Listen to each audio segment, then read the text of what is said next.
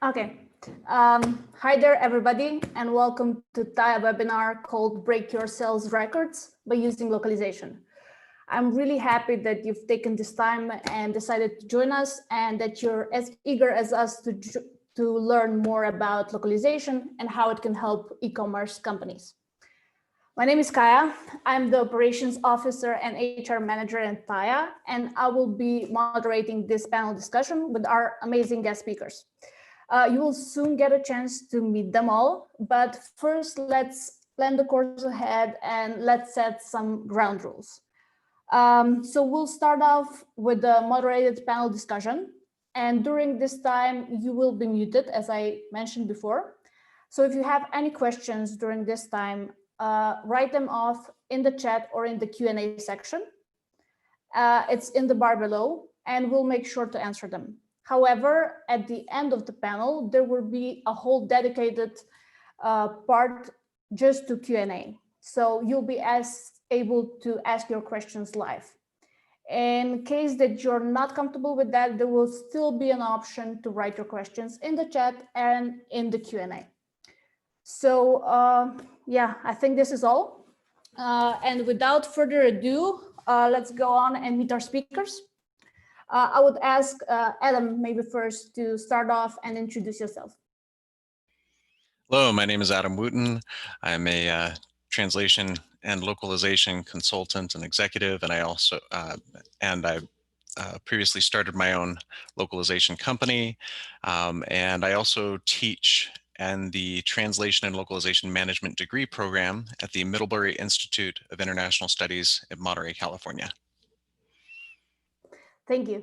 Črt, could you follow up now and introduce yourself? Yeah, no problem. Hi, my name is Črt. I'm the e-commerce marketing manager at SENSILAB Pharmaceuticals.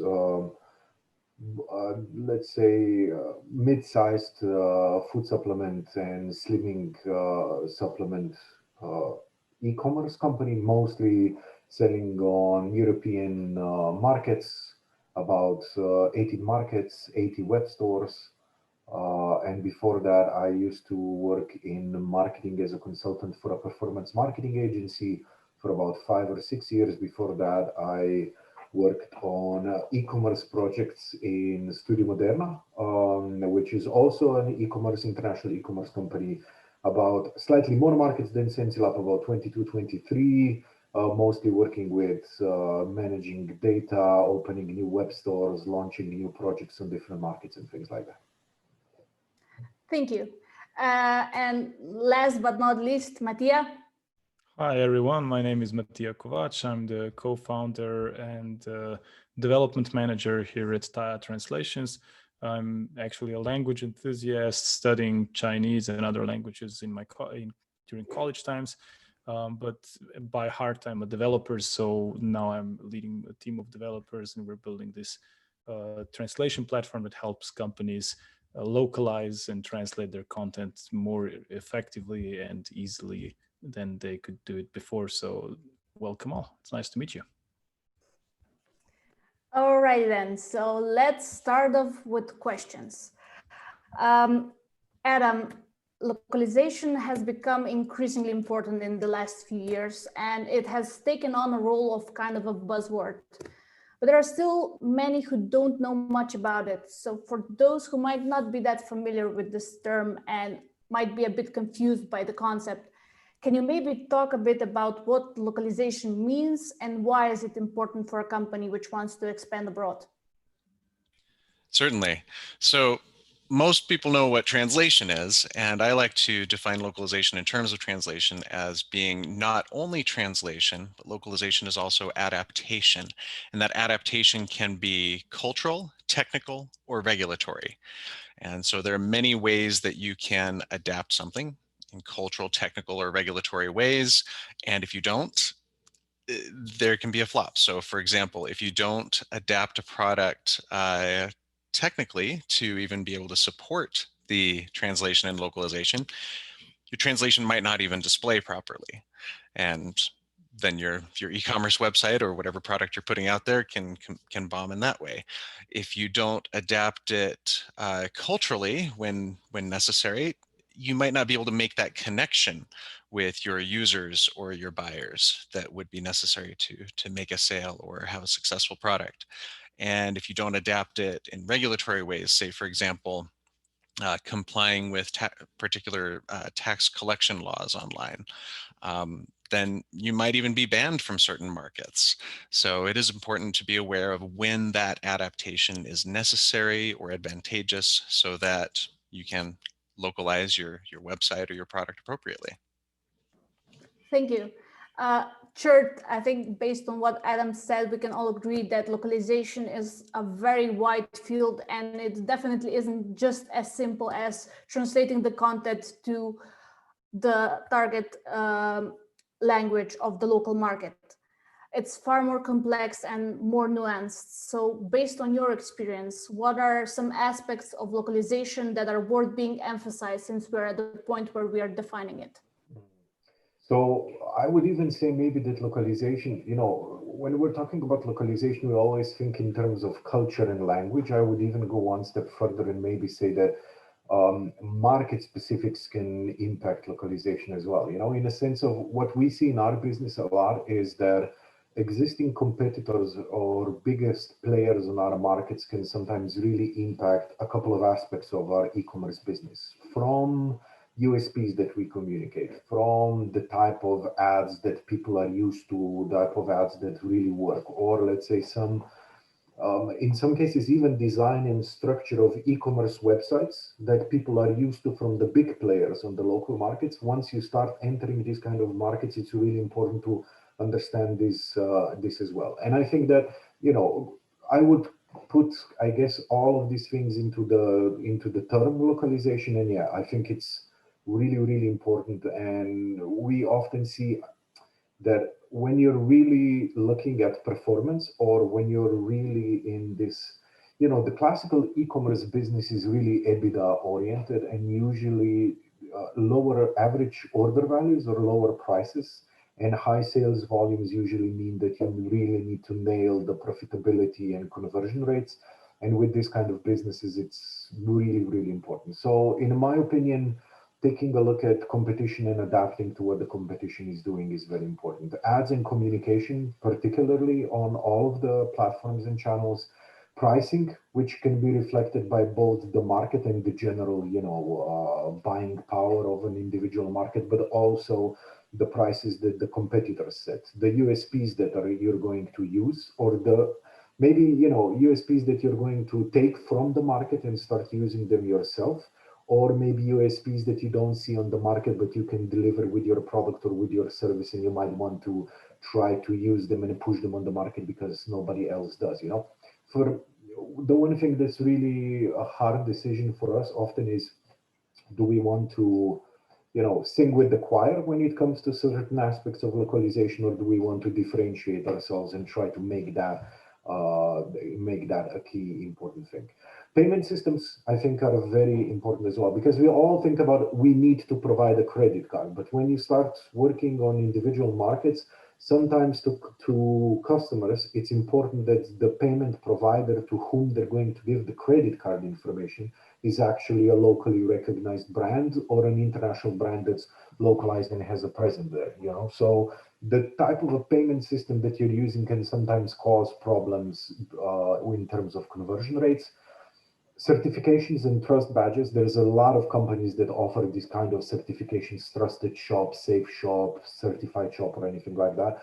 We found that this has a very positive impact on sales as well, as long as you choose the locally relevant players. And one thing that Adam already mentioned, and I think is very important, is product compliance as well. We are a producer of most of the products that we sell, and product compliance has been not just product compliance, but maybe especially in the food supplements business, it might be a bit specific. I'm sure it's different if you're selling TVs or food supplements, but in our business, it's also very important what kind of ingredients we use, because you can achieve a specific effect with multiple ingredients. And it's really important to pick the ingredients that are most recognized or most commonly used on specific markets.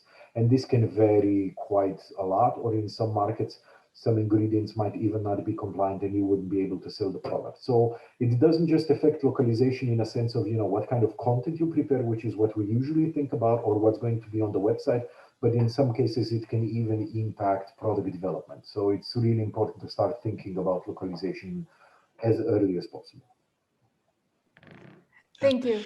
If that's okay, I'd love to just comment as a quick follow-up. I love that what most of what you were commenting on, whether it's with payment systems or product ingredients that are well recognized, or even doing what people are used to seeing from the big players, so much of that comes down to making sure that you can be viewed as a trusted website or a trusted partner or supplier, and that is a big part of localization. You want to localize at least enough to where you can be trusted. Yeah, exactly. Thank you. So let's move on to Matija. Matija, let's imagine this company A. They have amazing product. It's selling great in their base home country. And now they decided they want to expand abroad. They've already identified the target countries, but now they're wondering whether to localize it or not. I mean, everybody speaks English anyway, right? So why do it? What does, in your opinion, a fully localized site tell to the buyer? And what kind of effect might it have on his buyer behavior? So yeah, this is, I think, something that both Adam and Črt already touched upon. And I think Adam put it very wisely when he said that a certain aspect of localization is definitely the cultural side. So adapting not only the language, but also bringing it closer to the community that's the target audience here. This is definitely very important, but I'll get back to that in a second. And I think first, what you need to be aware of is that about half of the internet currently is still in English, but the amount of content that's being produced in other languages is growing exponentially compared to English especially. And only about 20% of all the internet users are native English speakers.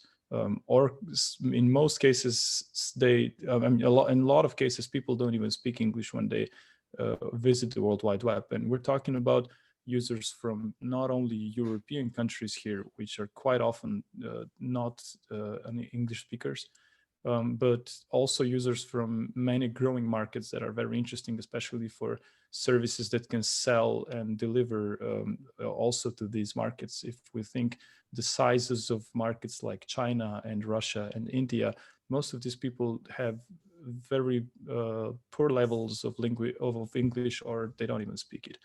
And what's interesting here is even to the speakers who actually, to visitors on your websites who actually speak English,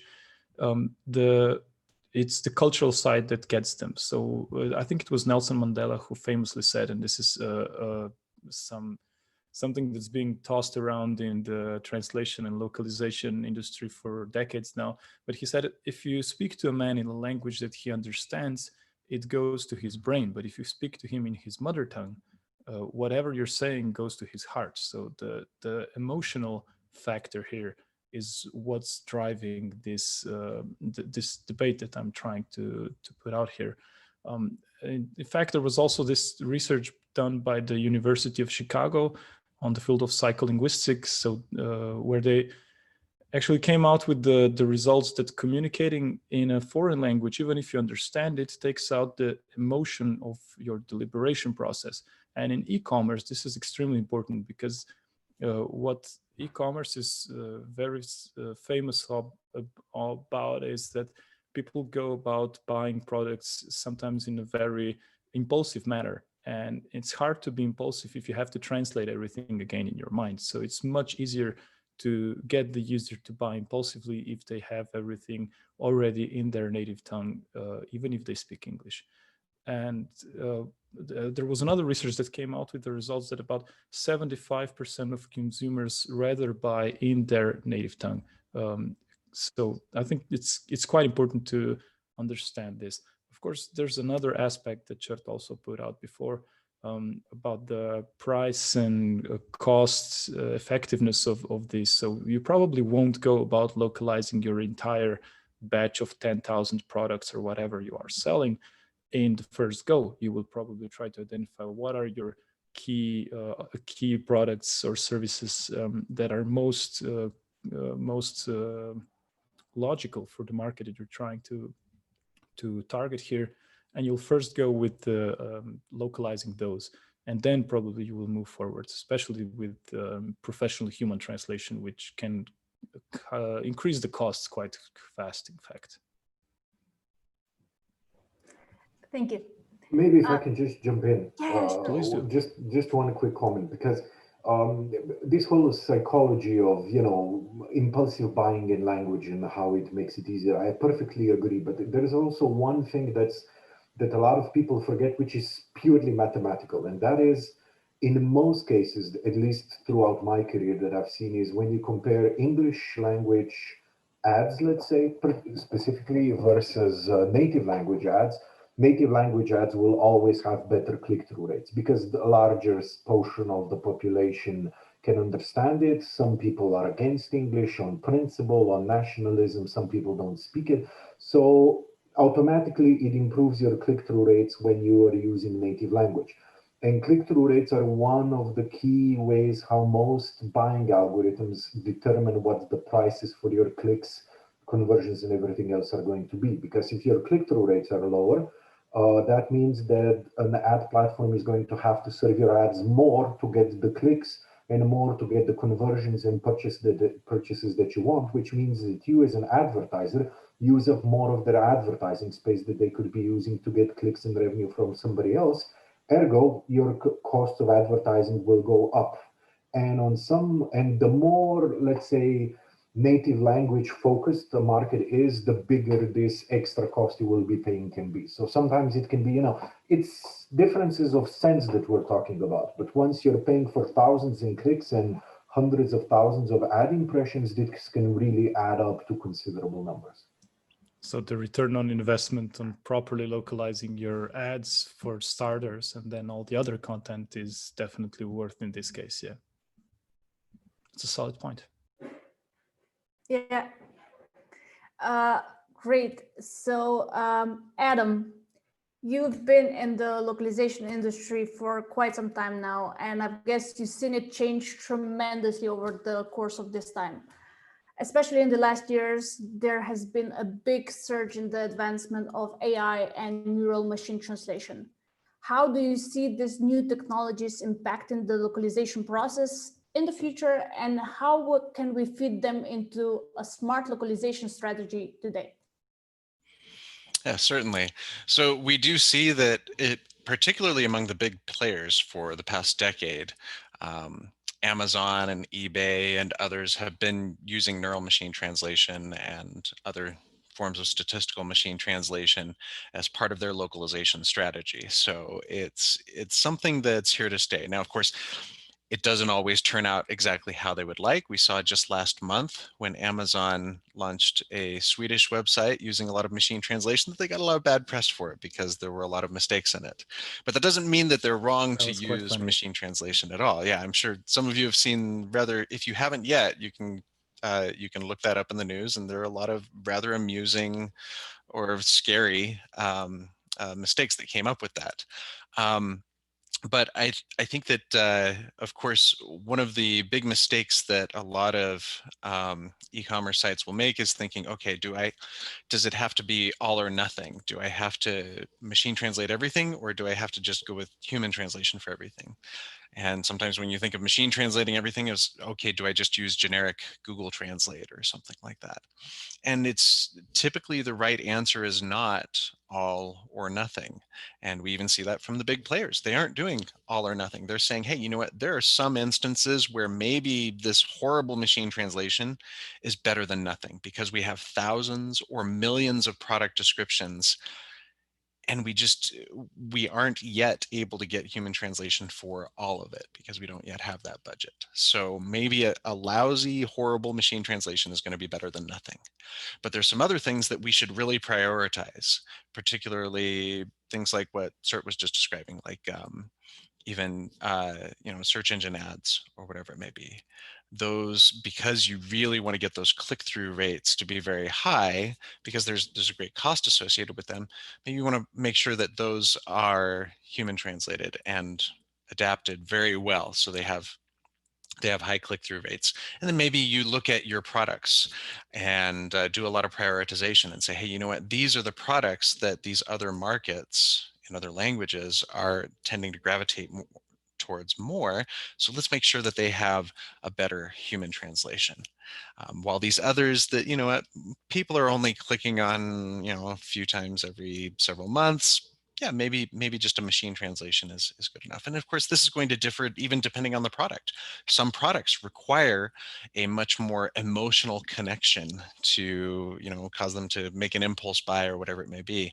And so that might require more adaptation and more human involvement, whereas other products might be very technical and have no emotional connection whatsoever. And sometimes a horrible machine translation is enough. And then sometimes there are even products that are in between, or that maybe have a medium amount of attention from other markets, or only require a medium amount of emotional connection or personalization. And maybe you might even have some combination of machine translation that is then post-edited by human translators and post-editors. And so it's important to realize that there is a spectrum, a large spectrum. It's not always all or nothing, but there are stages in between where you can have some human involvement, some machine translation involvement. And we're going to see that machine translation is going to continue to improve. Every year we've been seeing improvements. Even now, just this year, we've seen that Facebook launched a multilingual machine translation engine that can go between 100 different languages without using English as a pivot language, which is a great advancement. It's an amazing advancement in the technology. Yeah, it's fantastic. So we're going to continue to see improvements, but even with all these improvements, we're still going to see a spectrum of use. There are going to be times when it's appropriate to use it, times when it's not appropriate to use it, and those times in between where we can use a little bit of it and still use humans. So it's important to talk with those who understand machine translation about some of that strategy, and I'll touch on that more. Yeah, I'd love to touch on this as well, if I can extend a little bit, because it's Sure. I think Adam opened a whole new frontier here about this discussion, and I think it's important to understand, as you already put it out, it's not only whether yes or not to use machine translation, it's also how to combine it with other services in translation industry, with other solutions. So on the one hand, yes, you could go with just Google translating everything, but that would probably result in quite poor quality of the content. But on the other hand, what you can do is you can select the few products that are most profitable for your business, and you can select the main pages from a practical point of view of your website, and have those translated with a machine translation with post-editing, which is mostly a standard these days, or at least it is with what we do at TAIA. And you would probably invest more so even editing and proofreading for some of this content that's your cornerstone content, as it's sometimes known in SEO, or your pillars. You would probably translate those with at least 3 humans involved. With some other content, you can only translate with a very easy human overview only, which is something that at TAIA we call machine translation with a light review. It's basically a new product that wasn't available 3 years ago, when machine translation wasn't of such high quality as it is today. Because now you can have a human translator just basically review and remove the most common mistakes or the most obvious mistakes from the text, and still keep the price quite low compared to an entire PET, so translation, TEP, translation, editing, and proofreading process. And then the next layer that you can go about is, if you have enough data of your own, and if you've invested some into human translations already, you can have a private machine translation engine exclusively for your e-commerce platform, for example. This is getting more and more common, but it's still out of this world for some older players who are not used to having proprietary technology exclusively for them. In this case, what we would do is we would harvest all this data, retrain a neural network to provide custom results exclusively for your business. And in this case, we're not talking about Google Translate anymore. It's not this goofy translation that might be full of errors all over the place. It's actually something that's hard to separate from an actual human translation. It's in many cases, and it comes specifically handy when we're talking about things that are very repetitive, like product descriptions that are usually even generated from attributes of these products and so on and so forth. So it might be a very decent solution with a fraction of a cost in the long term if you have a large volume of data to work with. Yeah, custom training of a machine translation for a particular subject area, say, for example, health supplements, can help to make sure that there's more predictability, so that, you know, if for example, it is health supplements, you can make sure that there are particular ingredients that you get right every single time. You don't have to worry about the machine guessing so much because you've trained it on that type of translation. So, yeah. But of course, this comes into play with players who have enough content already translated or have some previously translated existing content that they can put into good use here, so as not to waste what they've invested into localization in the past. Yeah, it's something that requires a bit of investment, but can really pay off. Yeah, and maybe just one other thing to add is, you know, because we're in the process of exploring different options of localization right now as well. And I was working with other companies and other clients in the past that were in the same position, you know. And when it came to machine learning, it was always this comment, but machine learning isn't the most accurate thing. But then on the other hand, nobody really thinks that humans aren't the most accurate thing either, especially if, you know, you're a company that's in a budgeting and or cost optimization position, you know, then you have this discussion, no, forget about machine translations, let's go on Fiverr and find some people who are going to translate these kind of things.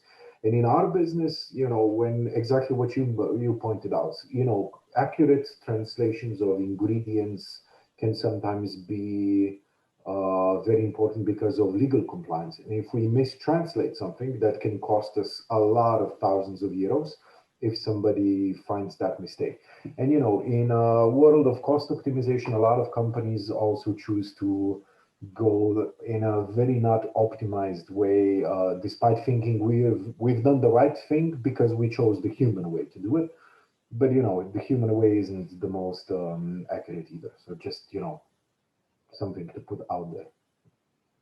Yeah, it can backfire quite easily, and we've all seen it in the past. So yeah, what you pointed out makes perfect sense. Okay, thank you for this conversation. It was really nice, I think, exchange of ideas. So let's move on to with our questions and to Črt. So you have a very vast on the field experience, Črt, with your current and past companies. So if we put a number on how many websites and online shops you manage in how many foreign markets, what's the number?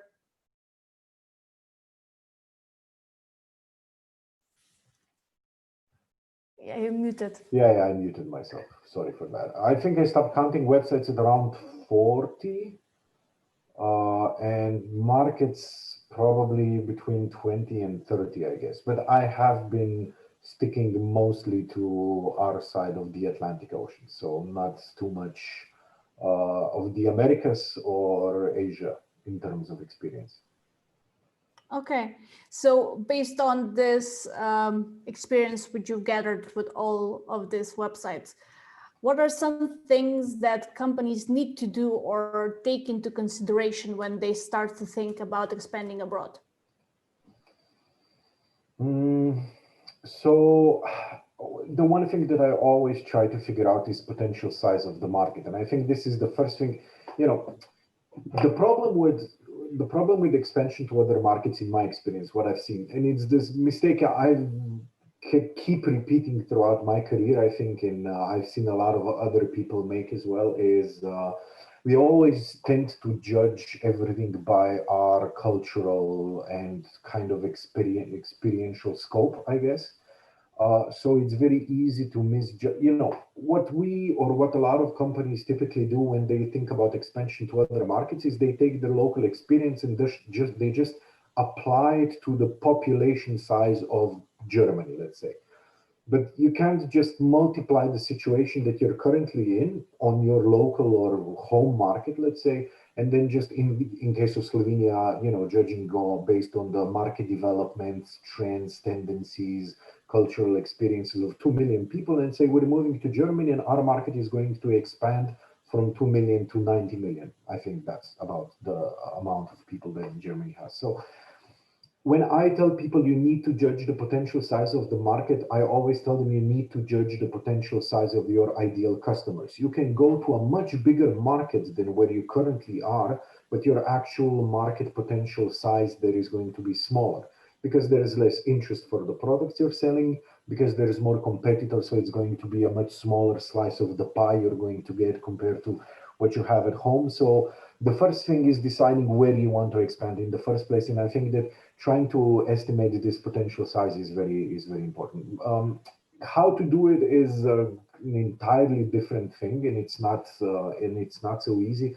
But what some of the things that we usually do is, I really love keyword search volume on Google as one sign of what's happening in the market. And there's usually two things that I check. I compare keyword search volume numbers between different markets to try to estimate, you know, if we're talking about, I don't know, sales of some B2B equipment, the number of searches for relevant questions or relevant technologies or competing software in market A and market B, and the difference between them can give you an idea of how these two markets compare in terms of the potential that these people are going to have.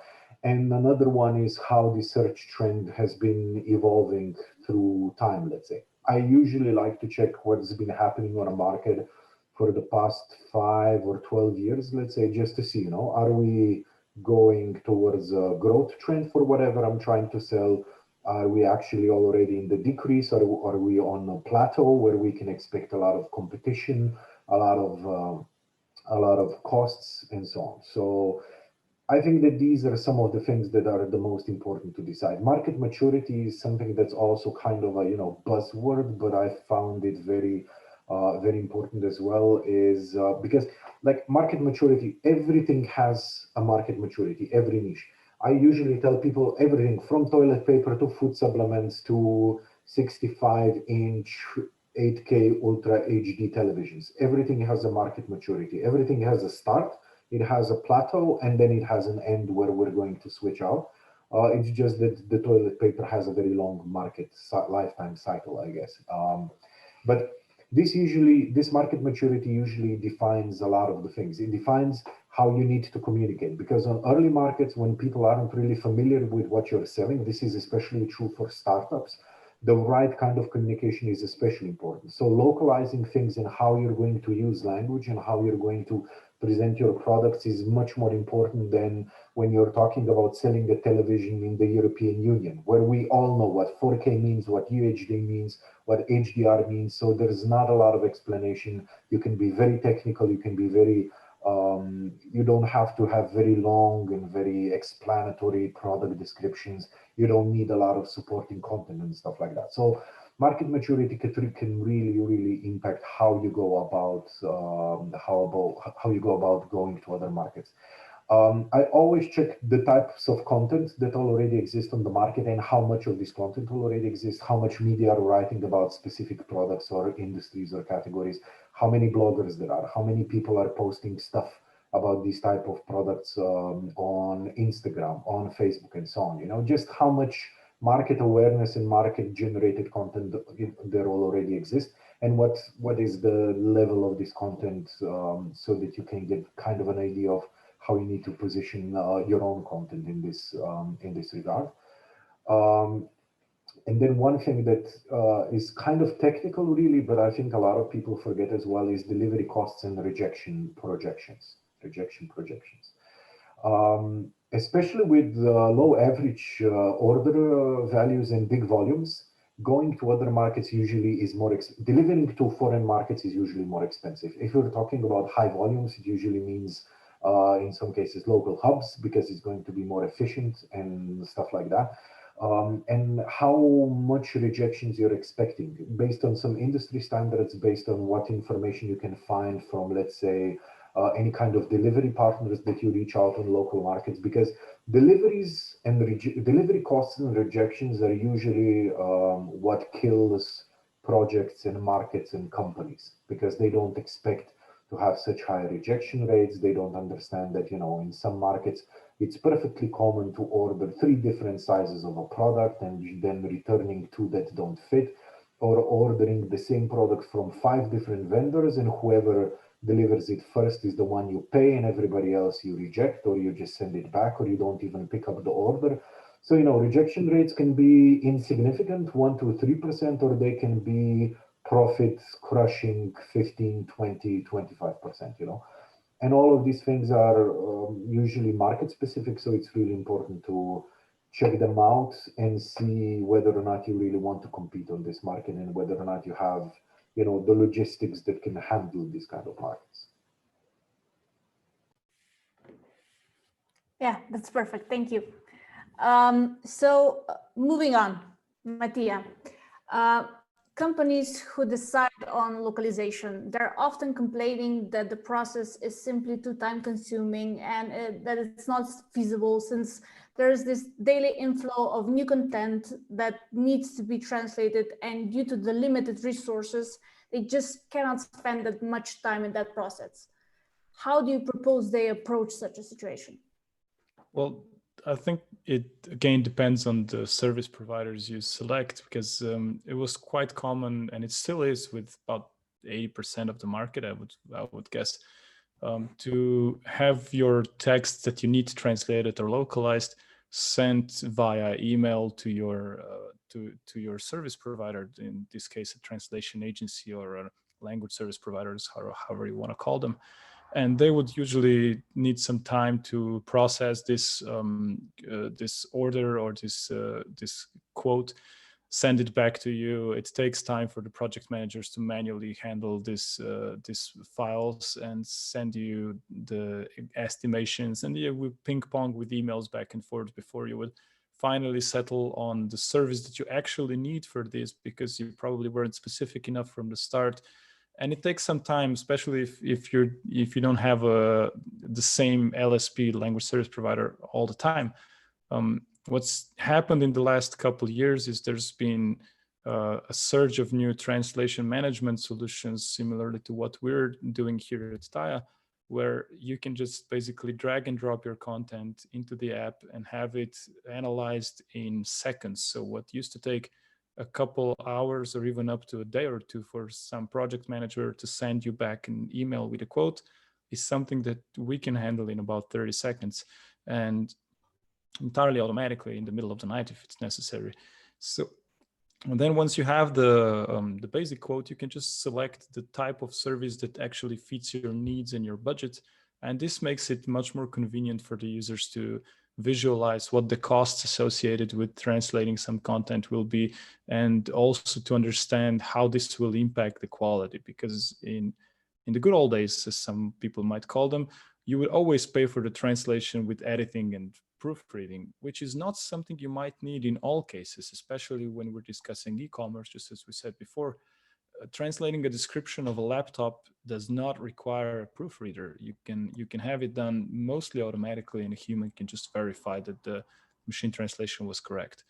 And if you go even a step beyond that, there's all these integrations with e-commerce platforms via API protocols, so applications talking to one another, that if done properly, and again there's a minimum upfront investment to handle this, but you can have a system ready where your content managers, like Črt probably has them in their company, would just select something inside their existing CMS or e-commerce platform that they're managing, and this would automatically be sent over for a translation to their selected service provider.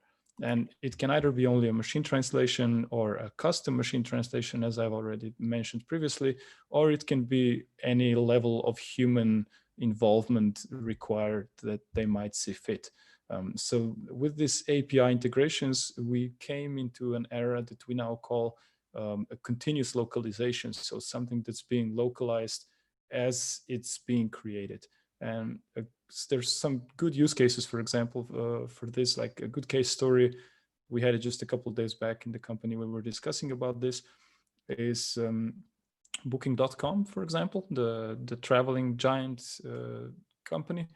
They were one of the first to implement their private machine translation because they have so much user-generated content that they need translated instantly. And it's better to have it translated instantly on a machine translation that is trained with their certain data than to not have it translated at all. And this is a similar approach where you can also involve an external LSP instead of just a machine translation and have human translators translate something without you even doing anything at all once this is set up and running. So basically you would just click a button or flag it in your CMS, and the content would be translated and imported back into your CMS whenever it's ready with the quality that you desire. So this is the beauty of connected systems that we can have today with the technology. Perfect, thank you. So we are entering the last 15 minutes.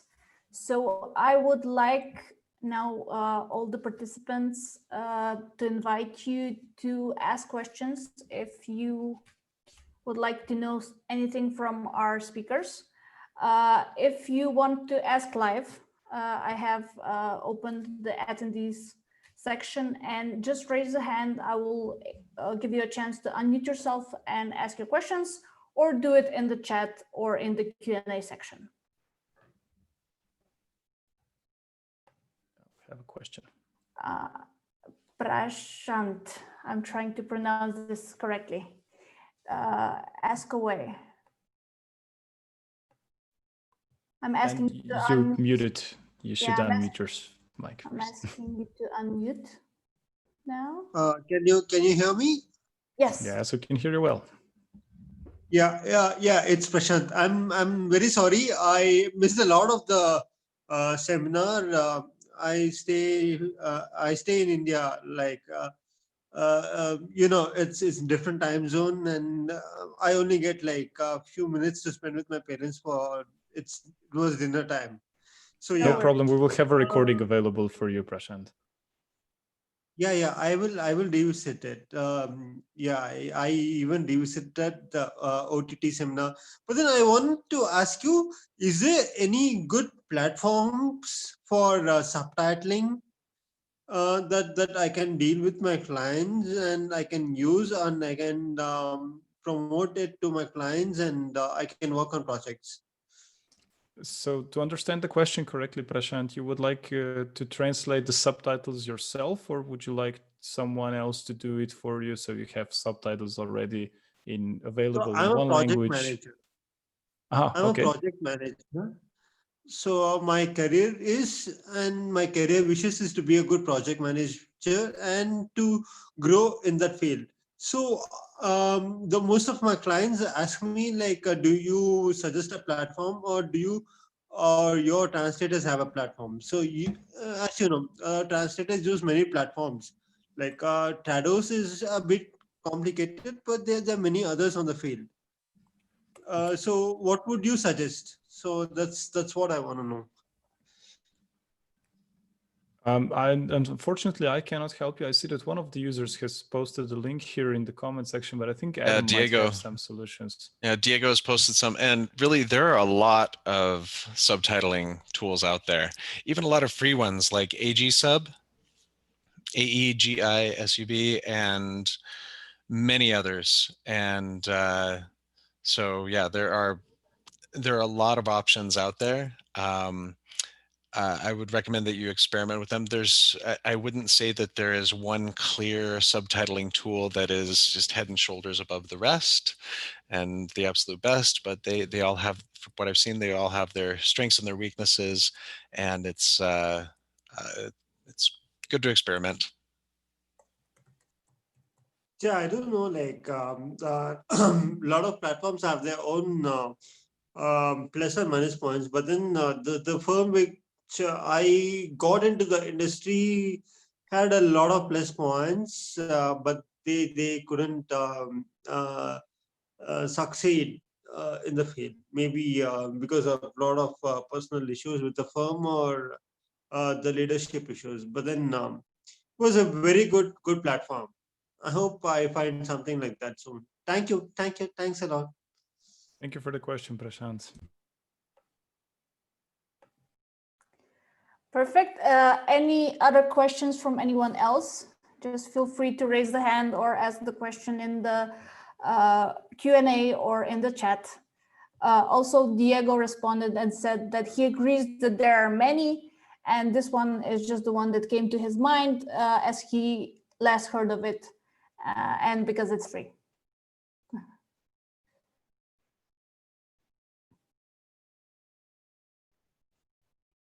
Okay, we'll wait a bit still, but then if not, we still have some questions and 10 more minutes, so let's see how much we can squeeze in. Okay, I'll proceed with asking the questions, and if anybody still wants to ask anything, just feel free. I'll keep my eye out so we won't miss it. Good. Adam, based on all that we have said till now, it's quite obvious that when we want to enter a new market as an e-commerce company, it's really important that we build a solid localization strategy. So based on your experience, how should the company go about forming one? And what are some steps they need to take along the way? Yeah, well, I think I hope that based on what the panelists have said, particularly what Črt said toward the end there, it's important that we recognize that there's a lot that can go into a localization strategy.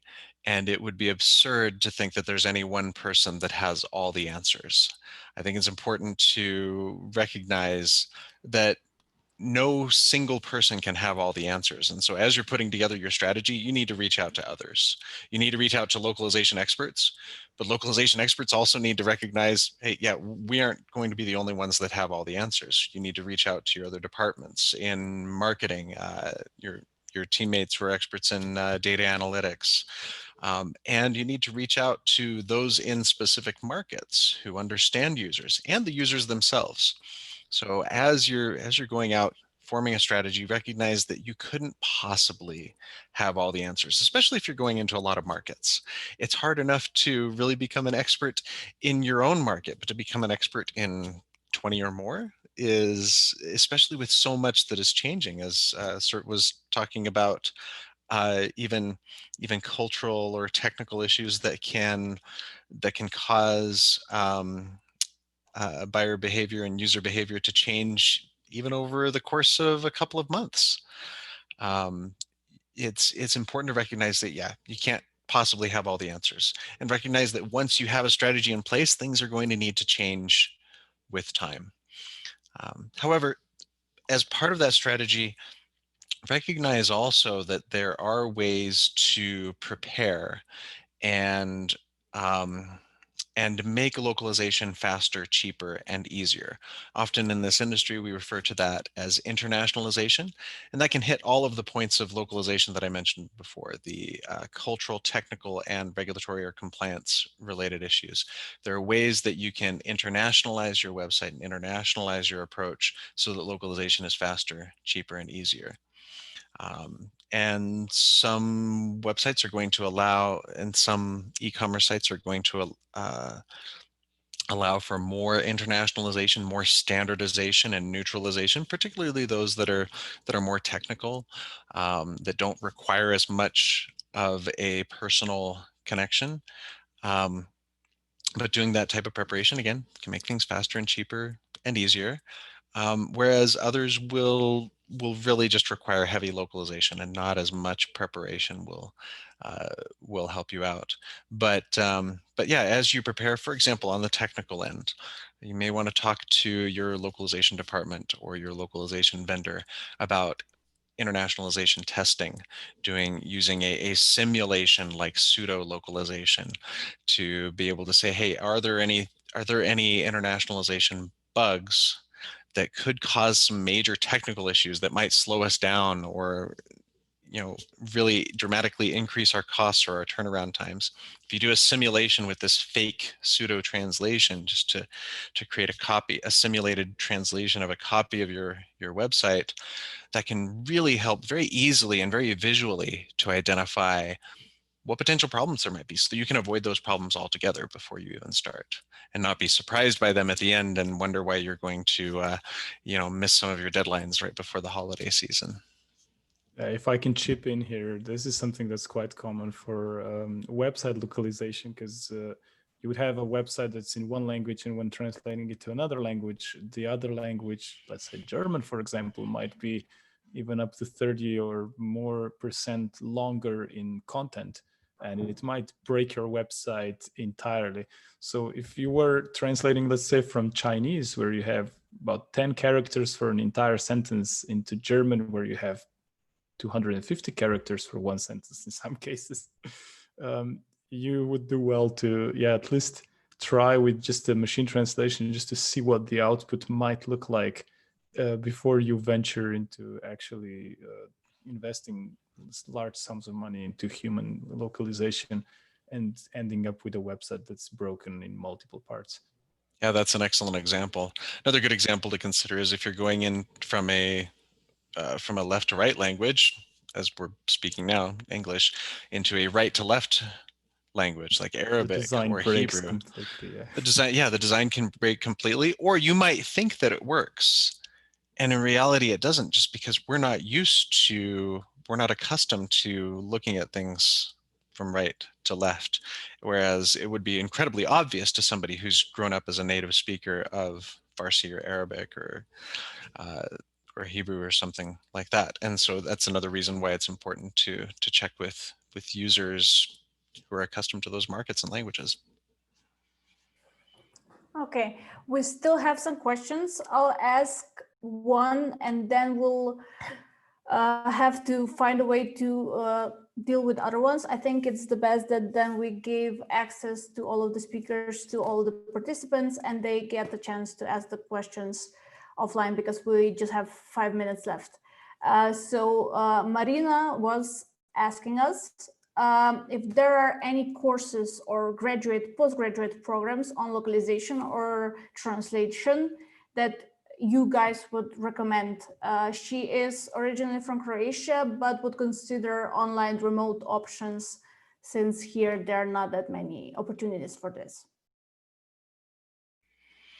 Yeah, well, of course, I recommend my own program, the Translation and Localization Management Master's degree at the Middlebury Institute of International Studies in Monterey, California. It is primarily on site, at least when we're not going through COVID. But we do have an online version of the program that is this year, in the first year of its launch, it's available to students in the US, but we hope to open that up soon to international students as well. And so, yeah, definitely, that's one that I would definitely recommend. I can second that. I've had the privilege to meet some of Adam's students, and I was incredibly impressed by the level of knowledge and engagement they've shown. So yeah, it's I think it must have been a pretty good course, since the students were really amazing. So please continue, Adam. Sorry for interrupting you. Thanks for your support and echoing that, Diego, as well, in the comments. And yeah, so that's great. Unfortunately, some of the other online programs that I've been aware of, like there was one at the University of Limerick that unfortunately is no longer around, that was available online. And so we do see some that are trying to pop up, but I hope we'll see even more. We don't mind there being other programs as well. I think that I would love to see localization programs, even undergraduate and postgraduate, in just about every country. But right now, yeah. Oh, yeah, there is, Diego points out there is a short certificate, of course, from the University of Washington that you can get. There's a free version, but if you want the actual certificate, you can pay for that. It's a very short 3-course certificate. And in fact, many of our students have completed that certificate before they come to us, and they come even a little bit better prepared. And sometimes students who do that and do a little bit of study on their own are even able to shorten their coursework when they then enroll in the Middlebury Institute. We do have a number of more experienced localization managers who will complete their degree with us in only 1 year instead of 2, for example. Okay, great. Thank you all. So maybe since we are not able to answer all the questions, where can the people reach all of you guys to ask some further questions? We'll share those details with the email, with the replay with everybody so they can ask their questions. I'm always available on LinkedIn, for example, so that's a good channel to get over. Likewise. Same here. Okay, good. So we're going to make sure that people get those details. And yeah, I would like to thank all of you, Adam and Črt, and also Mathia, for participating in this great conversation. And also thanks to all the participants for listening in on us rambling about localization. So yeah, thank you for your time, and have a pleasant evening all. Thank you, everyone. Bye.